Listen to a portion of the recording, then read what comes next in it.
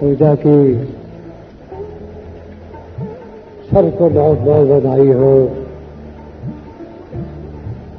एक संत मत है, आम मत भी है कि व्यास पूजा वाले दिन महापुरुषों के भी और जिस जिसके जो गुरु होते हैं उनके भंडारे खुले होते हैं। कर्ता करे न कर सके, गुरु करे सो होए। जो कर्ता नहीं कर सकता, गुरु चाहता तो कर देता है। तो आज गुरु महाराज से हमने शुभ मांगना है, आशीर्वाद मांगनी है, कृपा मांगनी है। निष्काम भाव से खुले दरबार का प्रसाद लेना है। जब गुरु महाराज देने वाले कंजूसी नहीं करते, हम मांगने वाले कंजूसी क्यों करें? उनकी बख्शिश है, उनकी कृपा है, उनकी दया है। तो इसलिए आप सबको बहुत बहुत बधाई देता हूं, भगवान से कृपा मांगता हूं कि गुरु महाराज के चरणों में हमारा मस्तक झुका रहे, उनका वरद हाथ हमारे सिर पर रहे,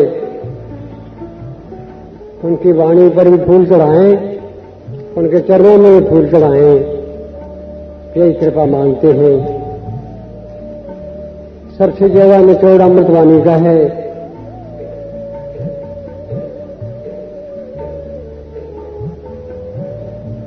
फिर आप सब लोगों की तरफ से कृष्ण जी, रेखा जी में पुष्प चढ़ा देंगे गुरु महाराज के चरणों में,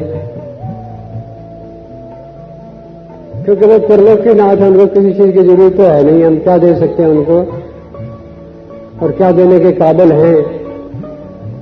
केवल पुष्प भेंट कर सकते हैं और सिर झुका सकते हैं उनके आगे। पुष्प भेंट करेंगे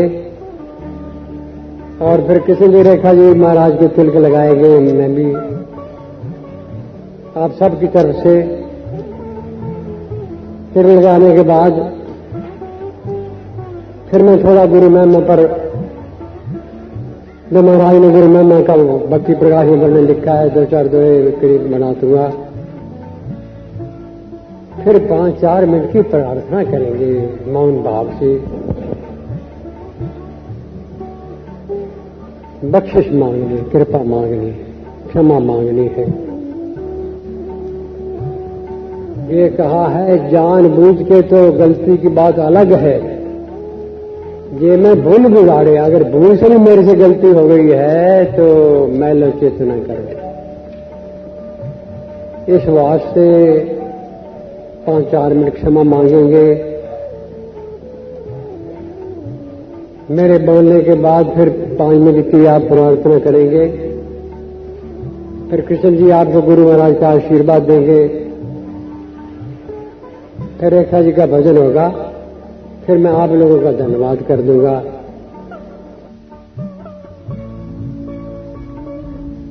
कहा है कि जिस बेड़ी में चढ़ी उसकी खैर मांगनी चाहिए।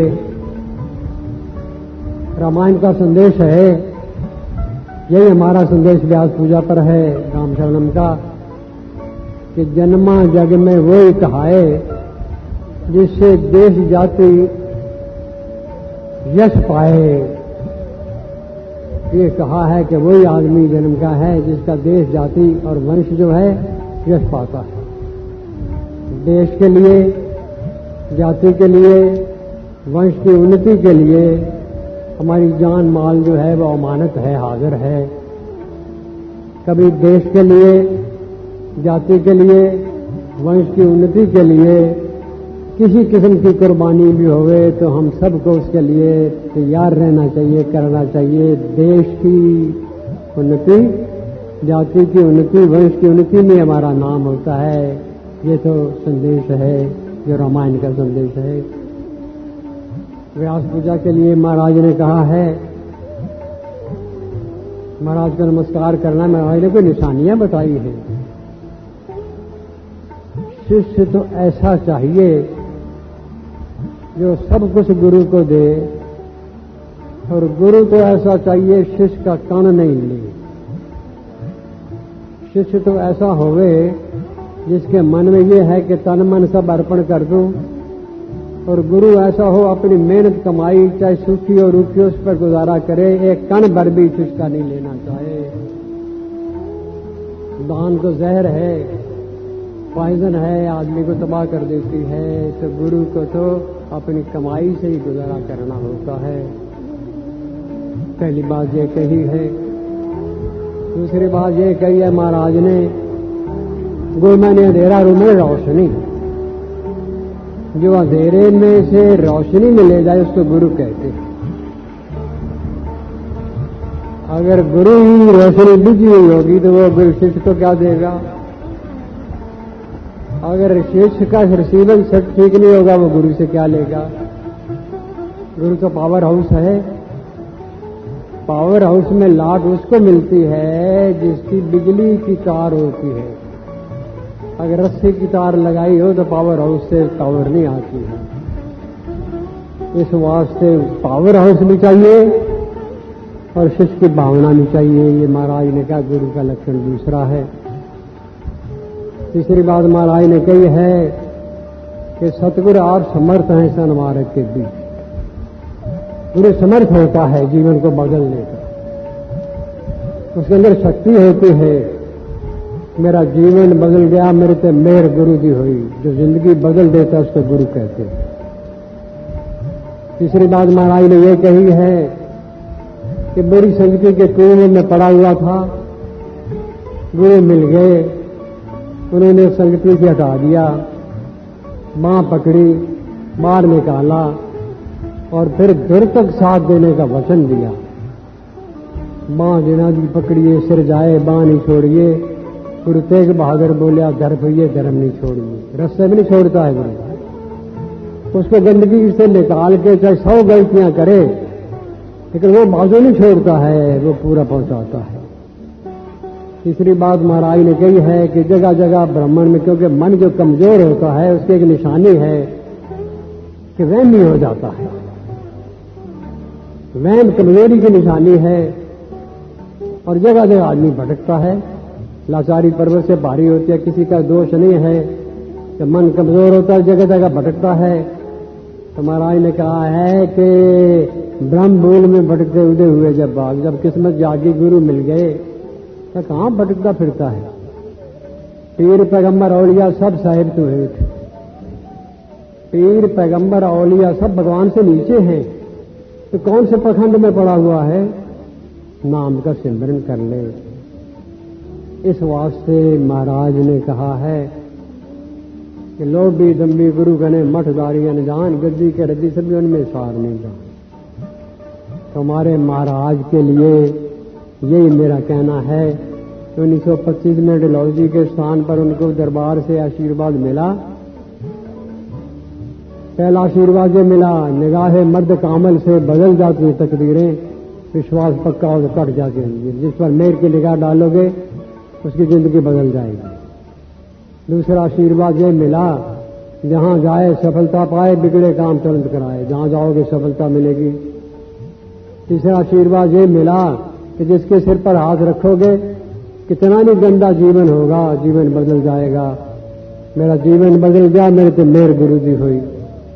चौथा आशीर्वाद ये मिला, 1000 मील पर बैठे हुए आदमी के लिए भी प्रार्थना करोगे तो उसको सुख मिलेगा। पांचवा ये आशीर्वाद मिला कि आग लगी संसार में, जर्जर पड़े अंगार, संतन हो तो जगत में जल मरता संसार। ईर्षा द्वेष की अग्नि में संसार जल रहा है, राम नाम की गंगा में स्नान करा के ईर्षा द्वेष की अग्नि से उनको बचाइए। तो ऐसे हमारे गुरु महाराज थे जिनकी व्यास पूजा के लिए आज उनसे आशीर्वाद मांगना है, कृपा मांगनी है, दया मांगनी है। तो इसलिए मैंने ये जो बातें कही हैं उनकी महिमा का तो वर्णन क्या कर सकता हूँ, लेकिन ये इसलिए कहा है कि 2 मिनट आप लोगों ने मौन भाव से प्रार्थना करनी है गुरु महाराज से। और वो गुरु महाराज ऐसे थे कि वो हर प्रकार की कृपा करते हैं, आशीर्वाद देते हैं। 2 मिनट का मौन रख के फिर आप लोगों ने कृष्ण जी और गुरु महाराज का आशीर्वाद आपको देंगे, उनकी प्रेरणा करेंगे। 2 मिनट के लिए मैंने रात को भी कहा था कि सच्चे मन से सच्ची प्रार्थना सफलता की दाता होती है। किसी के खिलाफ नहीं, लेकिन अच्छी बात के लिए प्रार्थना करिए, भगवान कबूल करता है। तो 2 मिनट के लिए गुरु महाराज से मांगिए, सच्ची निष्काम भावना से, सेवा से मिलकर मांगिए।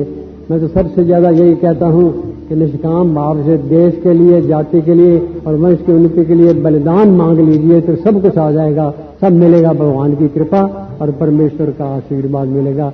2 मिनट के लिए मौन भाव से सच्चे मन के साथ प्रार्थना करिए।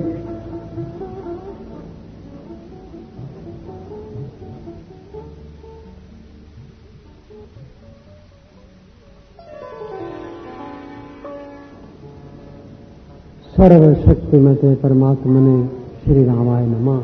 भगवान की कृपा, परमेश्वर का आशीर्वाद। गुरु जी को करिए वंदना, भाव से बारंबार नाम सुनो का से किया, जिसमें भव से पार। कुमति कूप में पतन था, पकड़ निकाला हाथ, धाम बताया इसका और देकर पूरा साथ।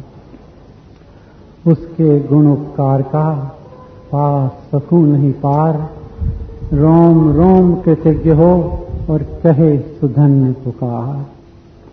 उसके द्वार कुटीर पर मैं दूं तन सिर वार, नमस्कार बहुमान से और करूं बारंबार। आज व्यास पूजा का पर्व है, कृतज्ञता का पर्व है गुरु के प्रति, और परम गुरु जय जय राम उस परमेश्वर के प्रति कृतज्ञता प्रकट करने का दिवस है। लेकिन हमारे पास क्या है जिससे हम ऋण उतार सकें, ऋणी हों या कृतज्ञता प्रकट करें? केवल आंखों के आंसू हैं जो उस आभार को, उस कृतज्ञता को प्रकट कर सकते हैं। आज का दिन हमारे लिए विशेष महत्व रखता है, क्योंकि इसी दिन गुरुदेव को, महाराज को कठिन तपस्या के बाद उस परमेश्वर का साक्षात्कार हुआ। आज के दिन 1925 में डलहौजी में परम पिता परमेश्वर के दर्शन हुए, उनका साक्षात्कार हुआ, उसके अनुभव हुए। कई पूछते हैं कि क्या महाराज ने कुछ बताया, फरमाया कि जब उस परमपिता के दर्शन हुए तो उस परमेश्वर का स्वरूप कैसा था, क्या कहा परमेश्वर ने, क्या कोई वर्णन किया महाराज ने? महाराज ने वर्णन तो क्या करना था, जो उस अनुभूति के बाद पहला श्लोक महाराज ने गद्य के रूप में, गीत के रूप में लिखा, वो है, उदय हुए शुभ भाग्य के भानु, भक्ति भवानी जागी, अब मोहे राम नाम लो लागी। मिट गए संशय भ्रम बारे और भ्रांति भूल भी भागी, अब मोहे राम नाम लो लागी। ये महाराज का पहला श्लोक था परमेश्वर के साक्षात्कार के बाद उन्होंने लिखा। वेदों में भी आया है, उपनिषदों में भी आया है कि परमेश्वर के साक्षात्कार किसको कहते हैं? जब भ्रम, भय, भूल मिट जाते हैं और संशय का छेदन हो जाता है, तो परमेश्वर का साक्षात्कार होता है। गीता में पूछा है अर्जुन ने कि हे भगवान, क्या मुक्ति पाने के लिए मरना जरूरी है? तो तो भगवान ने कहा है, प्यारे, मुक्ति का अर्थ नहीं जाना। मुक्ति का अर्थ है कामनाओं से, वासनाओं से मुक्त होना।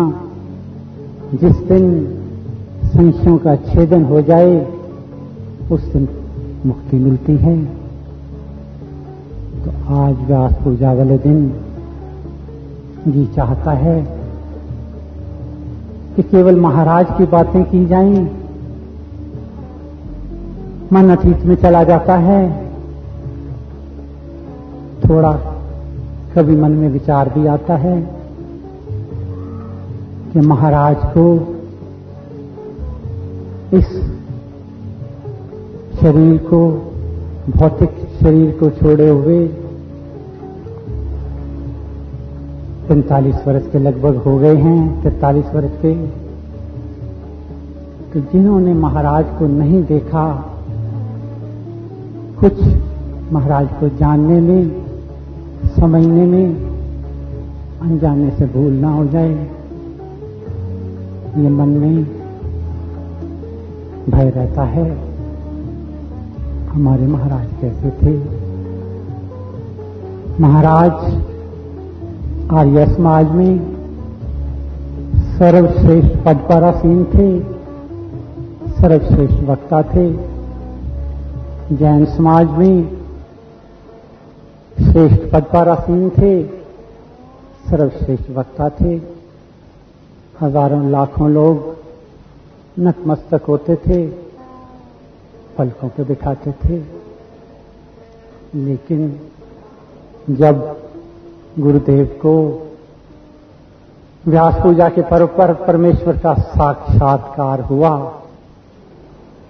तो उसके बाद महाराज अपना झोला कंधे पे लटकाए, अपना बिस्तर पीठ पे बांधे और एक डंडा हाथ में लेके 20-20 कोस तक अगर उनको पता लगता कि कोई कष्ट में है, किसी को दुखों का निवारण करना है, परमेश्वर का जिज्ञासु है, तो 20-20 कोस पैदल चलकर अकेले, कोई पालकियों में, रथों में, कारों में नहीं जाते थे, अकेले पैदल चलकर दुखों का निवारण करते थे।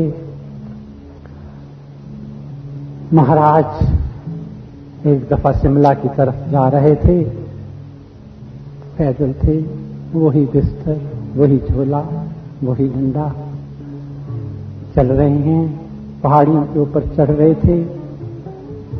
महाराज का स्वभाव था कभी मांगना नहीं, किसी ने खाना खिला दिया तो खा लिया, नहीं खिलाया तो पानी पी के गुजारा कर लिया, चलते रहे। एक दिन जब पहाड़ी पर चढ़ रहे थे, दूसरों के दुखों के निवारण के लिए, कष्टों के हरने हेतु, किसी ने रास्ते में भोजन पूछा नहीं, महाराज ने मांगा नहीं। आखिर शरीर की हिम्मत हार गई, भूख लगी थी, बेहोश होकर गिर गए पहाड़ी पर। किसी झोंपड़ी वाले ने वहां देखा कि कोई बाबा गिरा पड़ा है, भागा भागा गया, पानी लाया, जल, गिलास में पानी का जल माथे पर डाला। महाराज ने आंखें खोली, पीने को पानी दिया, पूछा, बाबा क्या बात है, भूख लगी है? महाराज कहते हैं, मैंने सिर हिला दिया, हाँ लगी है। वो आदमी अपनी झोंपड़ी में गया, वहां 2 दिन की बासी रोटी थी, उसको कटोरे में डाला, पानी डाला, उसमें थोड़ी सी चीनी डाली, उसको गर्म किया करके आकर महाराज के आगे रख दी। महाराज ने वो रोटी खा ली, खा के उसका धन्यवाद करके फिर दूसरों के दुखों का निवारण करने के लिए अग्रसर हो गए।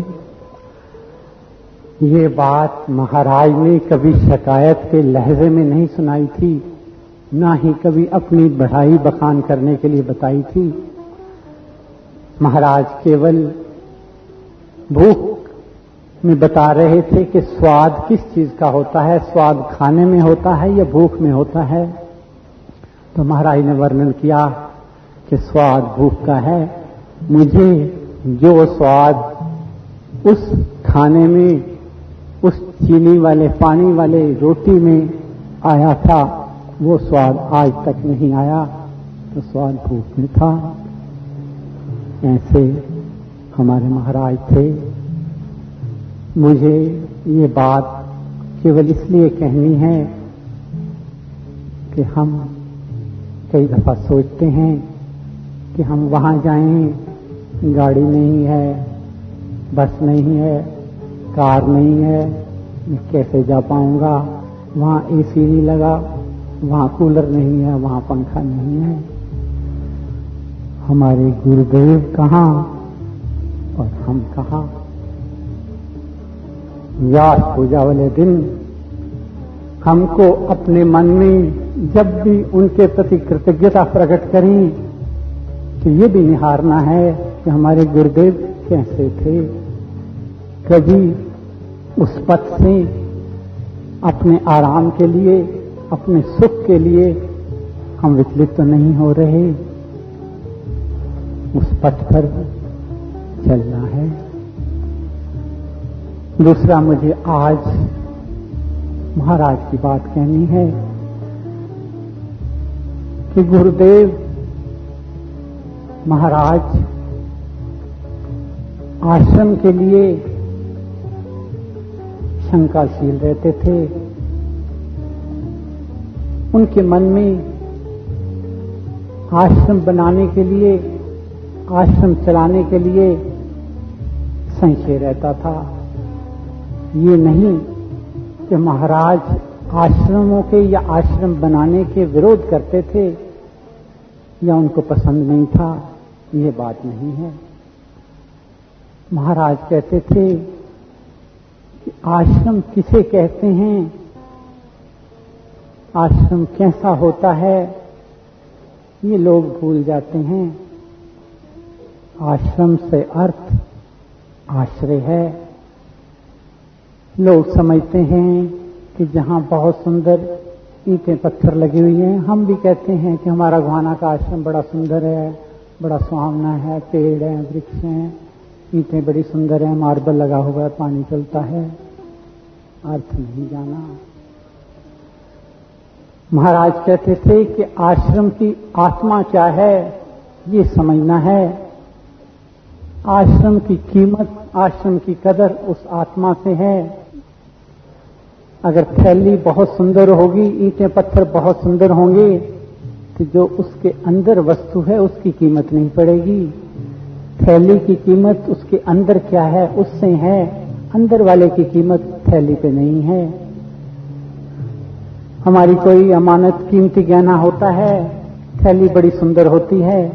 जब गहना निकाल के थैली को रख देते हैं तो कोई उठाता भी है तो थैली वापस फेंक देता है, उसको नहीं निहारता। महाराज ने भक्ति प्रकाश में लिखा है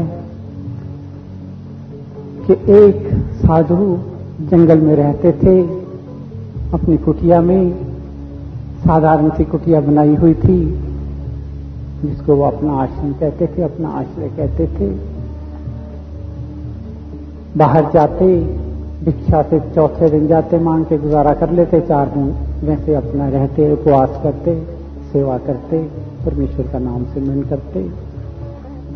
एक दिन क्या देखते हैं, रात को जब कमरे से बाहर निकले तो एक व्यक्ति जो वहां से गुजर रहा था उसको शेर ने छील दिया है, सारे जख्मों से भरा पड़ा है और आखिरी सांसें गिन रहा है, करा रहा है। उस साधु ने, उस बाबा ने उसको उठाया, उठा के लाके अंदर लेटाया। जो 4 दिन का भोजन मांग के लाए थे वो अभी करना था, उसको गर्म करके उसके लिए खाना बनाया और महाराज ने लिखा है कि उस साधु के पास 2 ही कपड़े थे। उस 2 कपड़ों में से एक कपड़े को फाड़कर वो जो अतिथि था, जो बाहर जख्मी हुआ व्यक्ति था, उसके ऊपर पट्टियां की, पानी से उसके जख्म धोए, उसको होश में लाए, वो खाना खिला के अगले दिन फिर रोज भिक्षा मांगने जाते, जो मिलता उसको लाकर उस व्यक्ति की सेवा करते, शुश्रूषा करते। जब वो व्यक्ति स्वस्थ हो गया तो उसको उस बाबा ने नमस्कार करके ये कृतज्ञता प्रकट की कि मेरे शुभ भाग थे जो मैं आपकी सेवा कर सका। तो महाराज का कहना था असली आश्रम क्या है? उस बाबा की वो कुटिया है। क्यों? उस कुटिया में मूर्तियों का ढेर नहीं है, अंबार नहीं है जिनकी पूजा करते हैं। कौन सी मूर्तियां चाहिए हमारे आश्रम में? वात्सल्य की, करुणा की, प्रेम की, पावनता की, पवित्रता की, नम्रता की, परोपकार की, ये मूर्तियां हमने अपने आश्रम में सजानी हैं। जो हमारे आश्रम में आए, अगर उसको आते ही ठंडक मिलती है, पावनता मिलती है, मन पवित्र होता है, नम्रता मिलती है, राम नाम के जपने में परमेश्वर को पाने की जिज्ञासा होती है, रुचि होती है, तो आश्रम है। अगर उसके अंदर हम ये देखते हैं कि इसमें बड़ा कौन है, छोटा कौन है, इसका प्रधान कौन है, इसका सेक्रेटरी कौन है, तो आश्रम नहीं है, तो आश्रय नहीं है। मुझे महाराज की ये बात, जो जिस वजह से उनको आश्रमों को बनाने में संकोच का अनुभव होता था, आपके सामने रखनी है कि हमारे राम शरणम के जो भी आश्रम बने वो आश्रय देने वाले हों, ठंडक देने वाले हों, नम्रता देने वाले हों, और हर आश्रम के अंदर वात्सल्य, करुणा और प्रेम, इन तीनों की मूर्तियां स्थापित हुई हों। तभी महाराज की पूजा होगी, तभी महाराज की असली कृतज्ञता हम प्रकट कर पाएंगे। तीसरा मुझे कहना है, मुझे बहुत पीड़ा होती है, वेदना होती है, कष्ट होता है जब कोई कहता है कि कृष्ण जी को पूज्य पिताजी ने गद्दी पे बिठाया है, अपना उत्तराधिकारी घोषित किया है। ऐसा नहीं है। पूज्य पिताजी ने मेरे को तिलक लगाकर मेरे से ये व्रत लिया है, ये संकल्प लिया है कि राम नाम के जपने वाले जो हैं, जो यहां पर आते हैं, जो महाराज के चरणों में नतमस्तक होते हैं, उनके चरणों की धूल को अपने मस्तक पे लगाकर उसका तिलक लगाना है और उनके चरणों का जल लेकर अपने हृदय को पवित्र करना है। मुझे ये व्रत लिया गया है कि ऐसे कार्य करने से पहले संकोच करना है, जिसको करके आपके चरणों में बैठने से ही मुझे संकोच लगे। पिताजी के, पूज्य पिताजी के तिलक लगाने का ये अर्थ है। ये नहीं कहना कि मुझे कोई उत्तराधिकारी घोषित किया है या मुझे किसी गद्दी पे बिठाया है। हमारे महाराज कहते थे, मुझे आपको वही याद दिलाना है। महाराज से पूछा गया, गुरुदेव आपके बाद कि आपकी गद्दी कैसे चलेगी, क्या गद्दी है, कैसे होगा, क्या होगा? महाराज मुस्कुरा दिए और गंभीर हो गए। कहने लगे, प्यारे, जब सत्यानंद इस भौतिक चोले को छोड़ेगा, इस संसार से जाएगा, उसकी जेब में 2 आने नहीं होने चाहिए, बैंक में कोई खाता नहीं होना चाहिए और उसके नाम से 1 गज जमीन नहीं होनी चाहिए। यही सत्यानंद की इच्छा है और यही उसकी गति है। तो हम आज के दिन महाराज को सिमरन करके, महाराज ने जो नियम, नीति, संयम, व्रत बनाए हैं उनकी पालना करनी है और जो सादगी और सरलता उन्होंने प्रदान की है वो नहीं भूलनी। मुझे अभी अमृतसर की बात कहनी पड़ेगी, संकोच कर रहा था लेकिन कहूंगा। पूज्य पिताजी अमृतसर में किसी के घर बैठे हुए थे। एक पंजमाने हुए विद्वान, ज्ञानी, अनुभवी पूज्य पिताजी के पास आकर मस्तक टेका तो पूज्य पिताजी ने खड़े होकर गले लगाकर उनको कहा कि आप मेरे पास बैठिए, मेरे साथ वाली जगह पर बैठिए। तो विद्वान हाथ जोड़कर कहने लगे, पिताजी मैं आपसे लेने आया हूं, अपना आप देने नहीं आया। मैं आपके चरणों में बैठूंगा, मैंने कुछ प्राप्त करना है। अगर मैंने कुछ खोना होता तो मैं आपके पास बैठने की हिम्मत करता। तो हम गुरुदेव के दरबार के दरबारी हैं, अर्दली हैं, नौकर हैं, नौकरों के नौकर हैं। कभी मन में याचना करता हूं परमेश्वर से, हे परमपिता, ये भावना कभी नहीं आने देना कि मैं किसी से श्रेष्ठ हूं।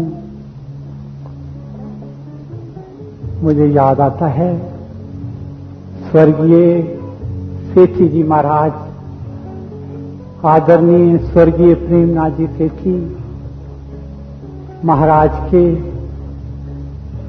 सबसे निकट थे, लेकिन जो उन दिनों में महाराज के संपर्क में रहते थे, आदरणीय कमला जी इस बात को याद कर सकते हैं। सेठी जी महाराज, स्वर्गीय सेठी जी महाराज हरिद्वार के सत्संग में यह कहीं भी कभी भी आगे नहीं बैठे, बीच में नहीं बैठे। जिन्होंने हरिद्वार का आश्रम देखा हुआ है, जो बाहर के दरवाजे थे, दरवाजे के बाहर जो कोना होता था वहां बैठा करते।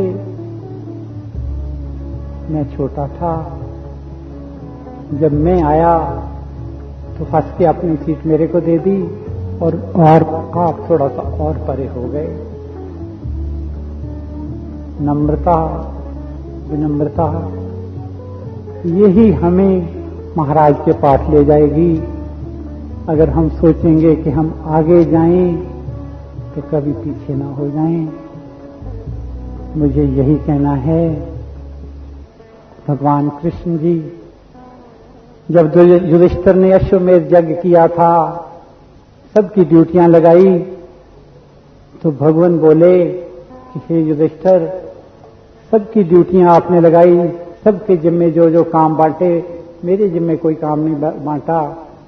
तो युधिष्ठिर बोले, भगवान आप तो हमारे मालिक हैं, हम तो आपके दास हैं, हम आपको कैसे कह सकते हैं कि ये कार्य करो।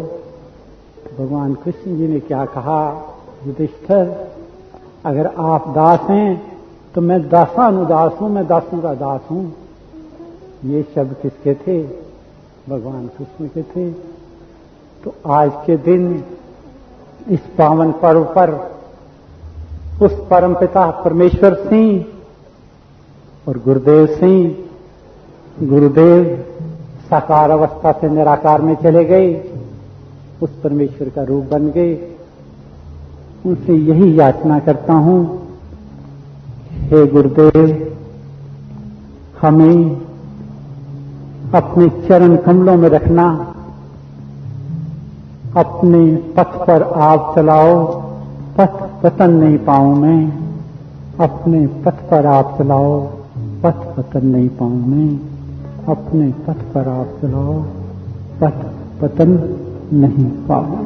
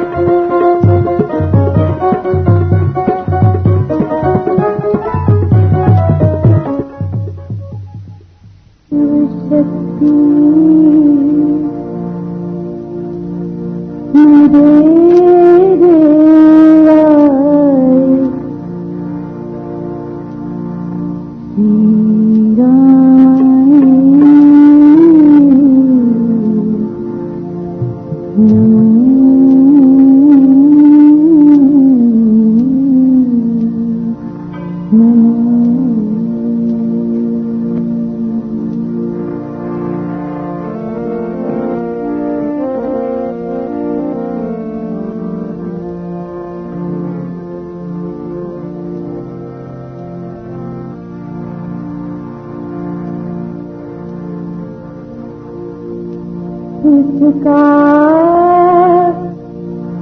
रंग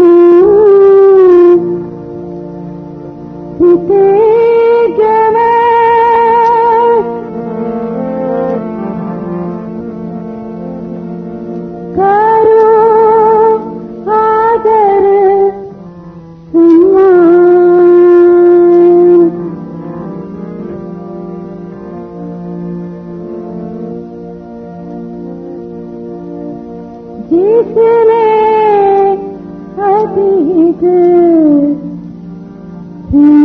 से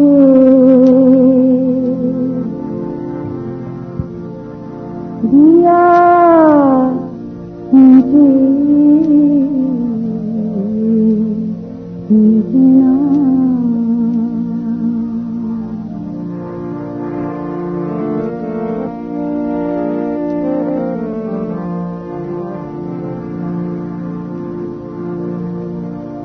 करम का बोध दे, जिसने बताया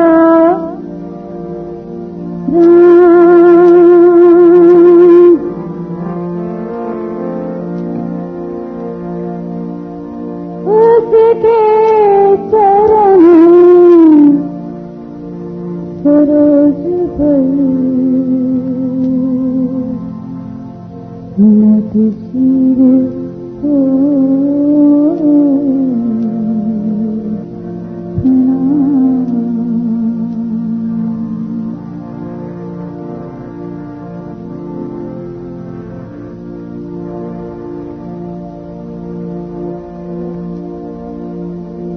उसके गुण पुकार का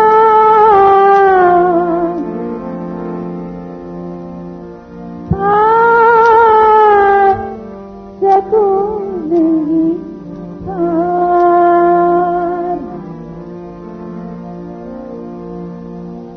राम राम हित हो करे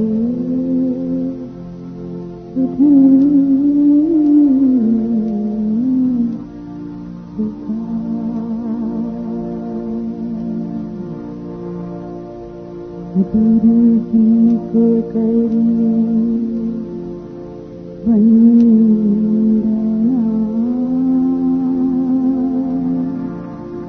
भारती वारम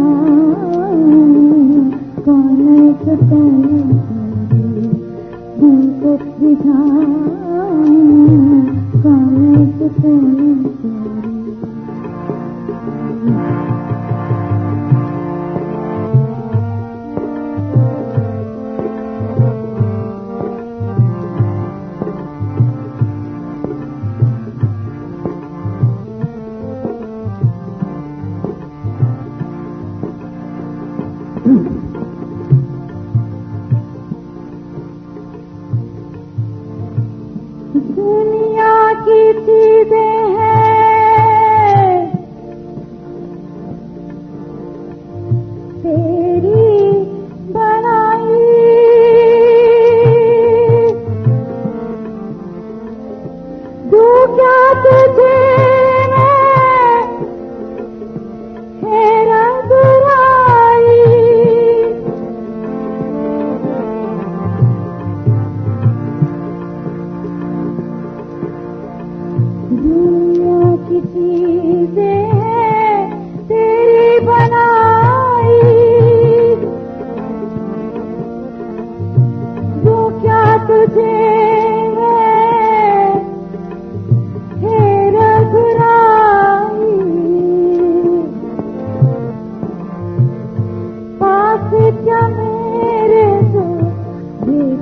चढ़ाऊं, प्यास क्या मेरे जो भेंट चढ़ाऊं, कौन जतन करे तुमको रिझाऊं, कौन जतन करे तुमको रिझाऊं, कौन जतन करे।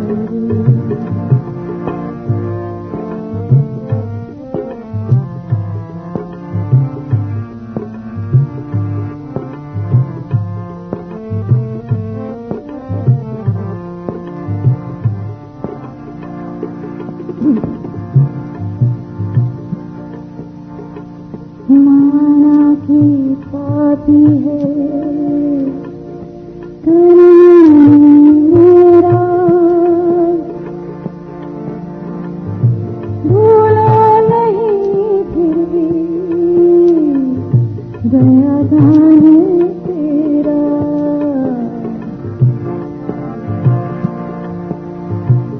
माना की पापी है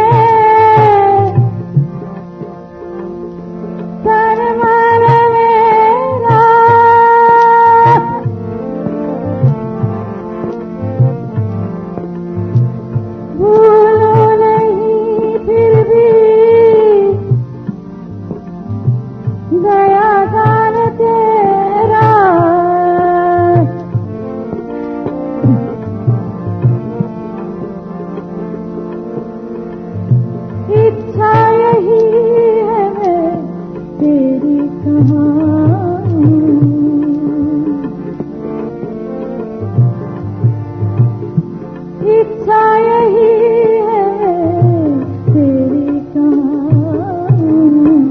कौन जतन करे तुमको रिझाऊं, कौन जतन करे तुमको रिझाऊं, कौन जतन करे तुमको रिझाऊं।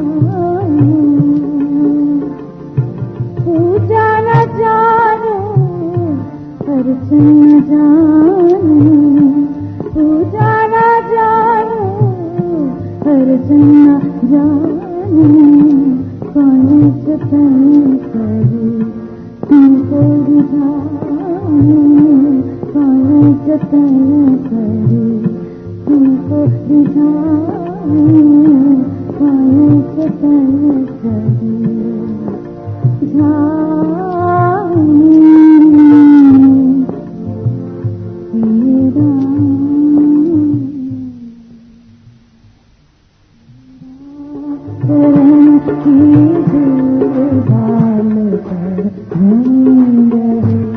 श्री राम शरण की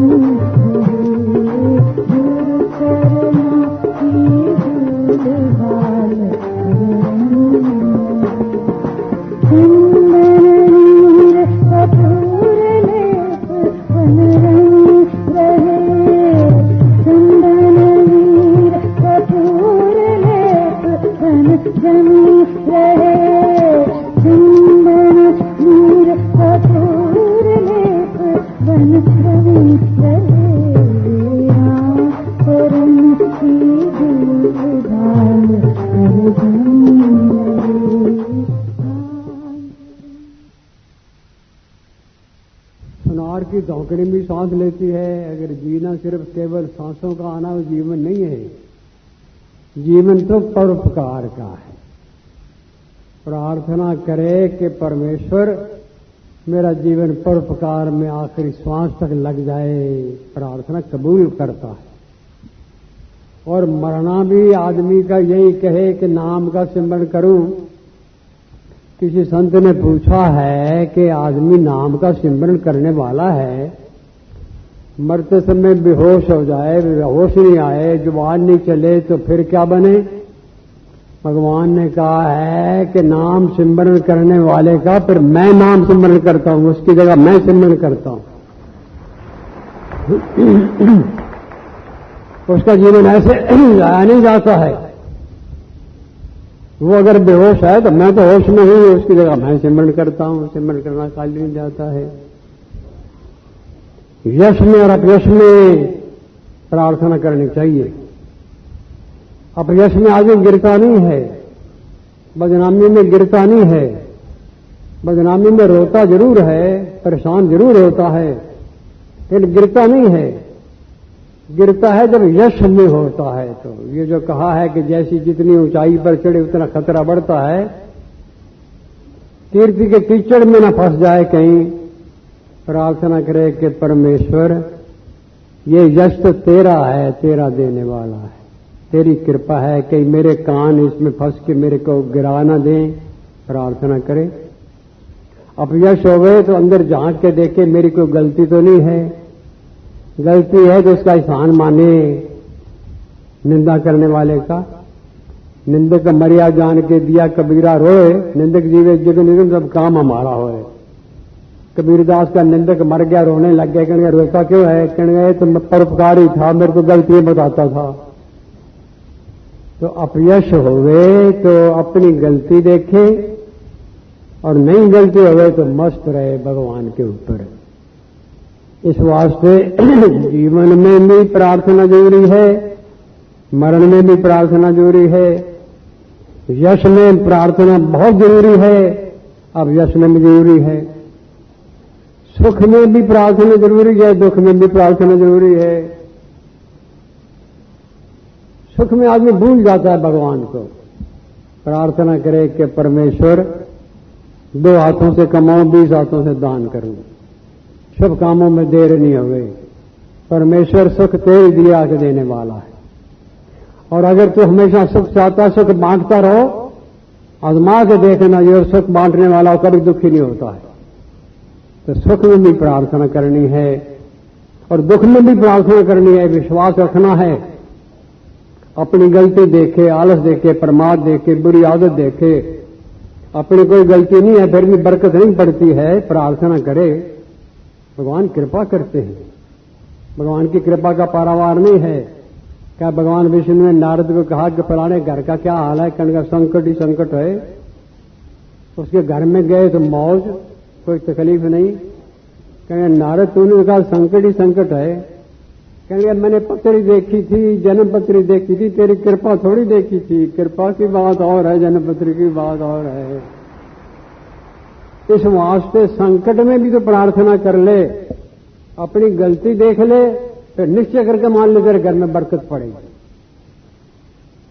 जीवन में, मरण में, सुख में, दुख में, हानि में, लाभ में, यश में, अपयश में तेरे को प्रार्थना करनी चाहिए।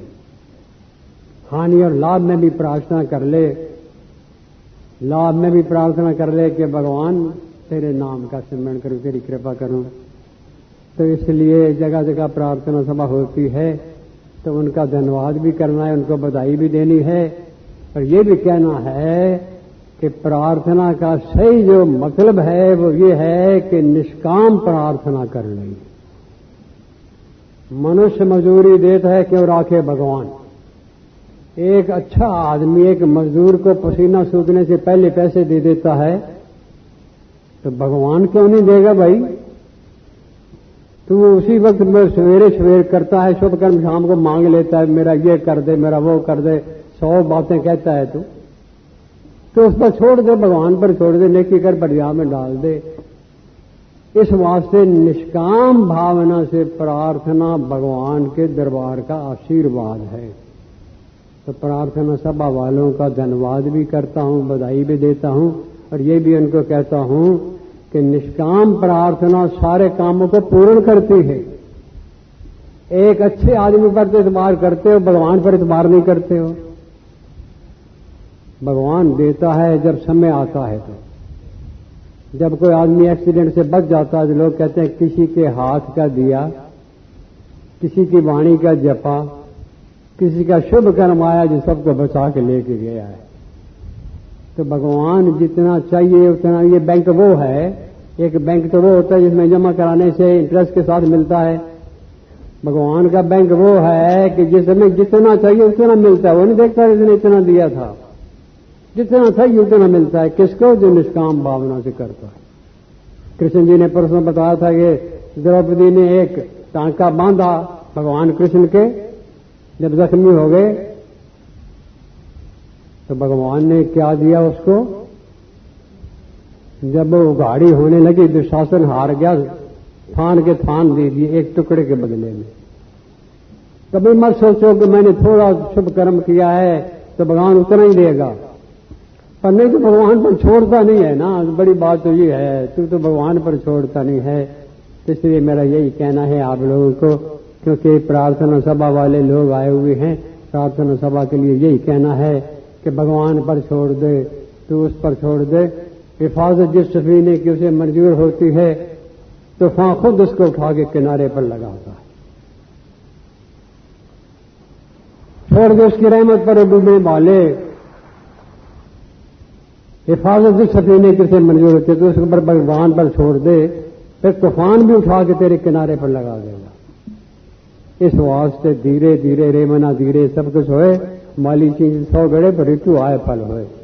कह रहीम चुप कर रहो देख दिन का, फिर जब नीके दिन आएंगे बदल लागे दे। जिन्होंने नाम लेना होगा वो हाल में जाएंगे, जिन्होंने जाना होगा भगवान उनकी यात्रा सफल करे, जिन्होंने रहना होगा वो हमारे कलेजे पर रहेंगे। भगवान की कृपा रहेगी और परमेश्वर का आशीर्वाद रहेगा।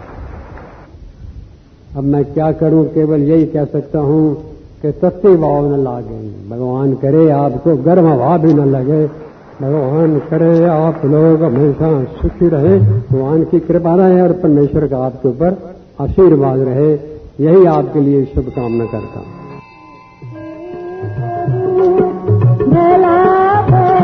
हो जा